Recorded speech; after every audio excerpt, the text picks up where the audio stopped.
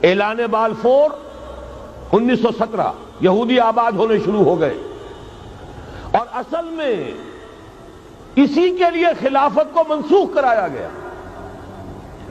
سلطان عبد الحمید، اگرچہ یہ ترکی خلافت جو ہے مرد بیمار کمزور، پھر بھی وہ مسلمانوں والا جذبہ اتنا تھا، انہیں بڑی سے بڑی رشوت پیش کی گئی تھی۔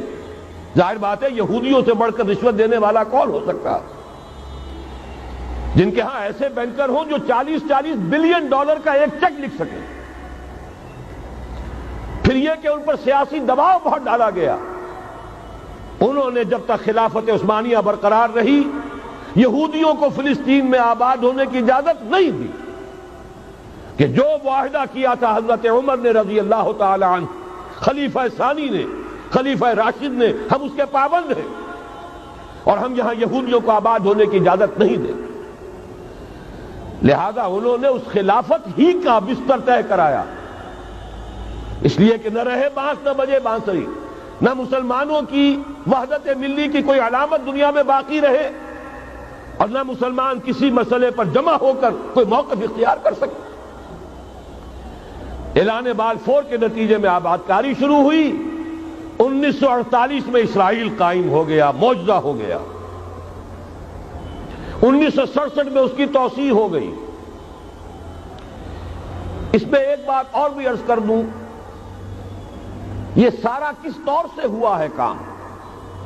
آپ نے زائنزم کا نام تو سنا ہے، صہیونی تحریک۔ خود اس کا جو بابا آدم تھا، آرڈر آف الومیناٹی، 1776 یکم مئی یہ نظام قائم کیا وائساپ نے، اور اس نظام کے تحت فری میسنری اور lodges of the great Orient قائم کیے گئے۔ یہ سارا ہتھ کنڈا وہ ابلیسی نظام، اس کی تفصیل ایک کینیڈین آتھر نے لکھی ہے کتاب میں، پاونز ان دی گیم۔ یہ سارا دھندا ایک شیطانی چکر ہے، ابلیسی چال ہے، اور اس کے ذریعے سے اسرائیل قائم ہوا اور اس کی توسیع بھی ہوئی 1967 میں۔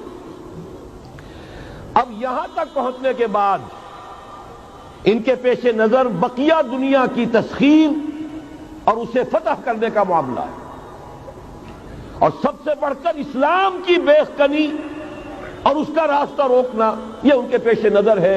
یریدون لیطفئوا نور اللہ بافواہہم۔ صورت اس وقت کیا ہے؟ یورپ اور امریکہ سے آپ مشرق کی طرف آئیے، پہلے عالم عرب ہے، عرب مسلم ورلڈ۔ مجھے یہ کہتے ہوئے سخت دکھ ہو رہا ہے، پورا عالم عرب وہ فتح کر چکے، وہ عرب ممالک کے جو اسرائیل کے ساتھ کسی میز پر بیٹھ کر گفتگو کرنے کو تیار نہیں تھے۔ آپ دیکھ رہے ہیں کہ لائن لگ گئی۔ کبھی صرف انور سادات نے ریکگنائز کیا تھا، پوری دنیا میں شور مچا تھا، اس پر لعنت ملامت ہوئی تھی۔ اب تو ایک ایک کر کے، وہ شاہ حسن ہو چاہے شاہ حسین ہو، اب تو وہاں سے ویزے ختم ہو رہے ہیں۔ سعودی عرب اور امارات، انہوں نے جو کچھ کاروباری بندشیں لگائی ہوئی تھی وہ ختم کر دی گئی، ان میں نرمی پیدا کر دی گئی۔ یہ صورتحال ہے کہ واقعتاً ان کی جو عالمی تسخیر کا پروگرام ہے وہ آگے بڑھ رہا ہے، اور بدقسمتی سے امت مسلمہ کا جو قلب ہے، اس امت کا قلب امیین پر مشتمل ہے۔ هو الذی بعث فی الامیین رسولا منہم یتلو علیہم آیاتہ ویزکیہم الی آخر الآیہ۔ حضور بھی امی تھے، انہی میں سے تھے صلی اللہ علیہ وسلم۔ لیکن آج وہ قلب جو ہے عالم اسلام کا، وہ یہودیوں کے شکنجے میں کسا جا چکا۔ اکثر وہاں کے جو حکمران ہیں، امریکہ کے ایجنٹ ہیں، سٹوجز۔ یہ حالات جہاں تک عالم عرب کا تعلق ہے، تلخ حقائق ہیں جو بیان کر رہا ہوں، اس لیے کہ آپ کے سامنے رہنا چاہیے۔ یہ جو اقبال نے کہا کہ دنیا کو ہے پھر مار گئے روح و بدن پیش، ابلیس نے پھر اپنے درندوں کو ابھارا، اللہ کو پا مر دیے مومن پہ بھروسہ، ابلیس کو یورپ کی مشینوں کا سہارا۔ یہ دوبارہ ایک بہت بڑے پیمانے پر حق و باطل کا گھمسان کا رنگ پڑنے والا ہے۔ ملاحم کی جو حضور صلی اللہ علیہ وسلم نے پیشین گوئیاں فرمائی، الملحمۃ العظمی، تاریخ انسانی کی عظیم ترین جنگ جو ابھی آنے والی ہے، اس کو سمجھ لیجئے اچھی طریقے سے کہ اس میں جو قوتیں ایک دوسرے کے مقابل آ رہی ہیں وہ کون سی ہیں۔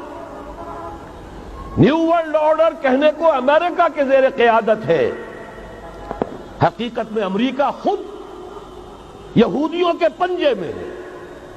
یہ وہی ابلیسی طاقت ہے جو آگے بڑھ رہی ہے۔ عالم عرب کو فتح کرنے کے بعد اب ان کے پاس اگلا عالم اسلام کا حصہ ہے، غیر عرب مسلم ورلڈ۔ ایران ہے، اس کے شمال مشرق میں ترکستان ہے، روسی اور چینی، مشرق میں افغانستان ہے، پاکستان ہے، یہ ایک بہت بڑا سالڈ بلاک ہے۔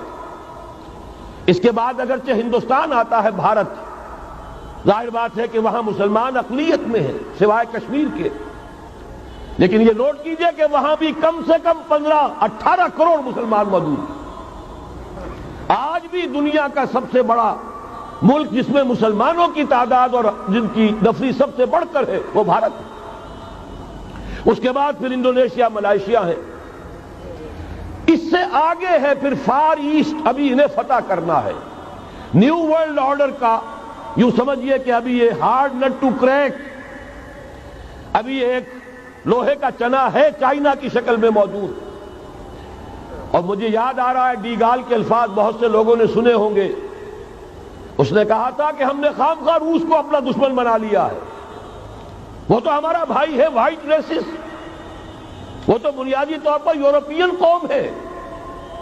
Beware of the yellow masses of the East, تمہیں گھبرانا چاہیے، تمہیں خبر لینی چاہیے، وہ مشرق بعید کے جو زرد رو لوگ ہیں، China, Indo China, Japan, yellow races. ابھی اس نیو ورلڈ آرڈر کے لیے جو فتح عالم اور تسخیر عالم کا پروگرام ہے، اس میں پہلے غیر عرب مسلمان دنیا اور پھر یہ فار ایسٹ کا خاص طور پر یلو ماسز، یہ ہے کہ جنہیں ابھی انہیں ٹیکل کرنا ہے۔ اور اسی لیے میں عرض کرنا چاہتا ہوں، حقائق ہمارے سامنے رہنا چاہیے۔